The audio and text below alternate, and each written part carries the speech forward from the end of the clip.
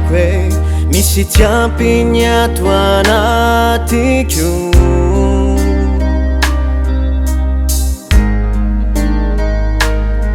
tsy ho vitako niatrika reo sedra manolona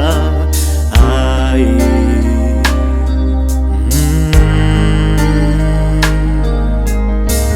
ivanoni ivavesavo noni avo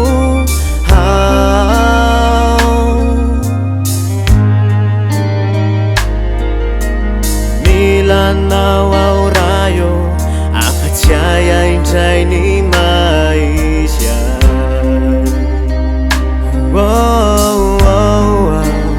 hoy anao hoe tianao ao rehefa tsapako farery ao hoy anao hoe mahery ao rehefa tsapako faresy ao miazona itananao rehefa ketrakany amiko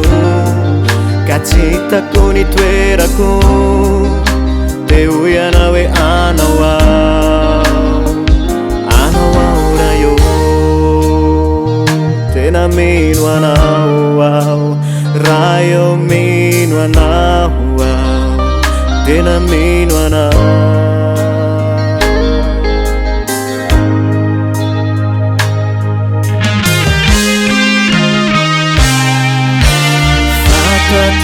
ketin rayo fisay rehetra mombai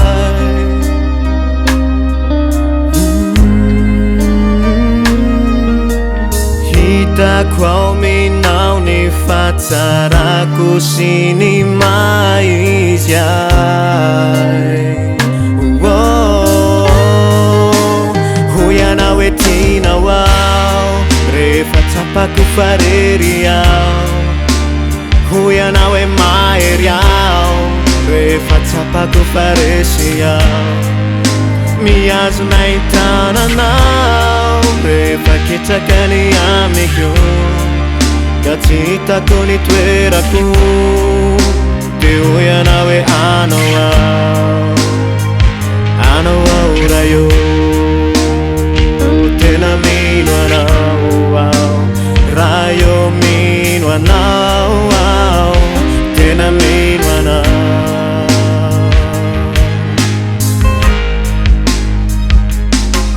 ateriko eo atongotrao rayo ny rehetra momba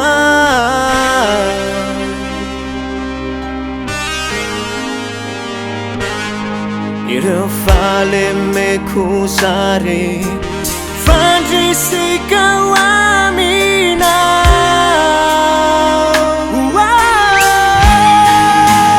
hoy anao hoe tianao ao rehefa tsapako farery ao hoy anao hoe mahery ao rehefa tsapako faresy ao miazona itananao rehefa ketrakany amiko ka tsy hitako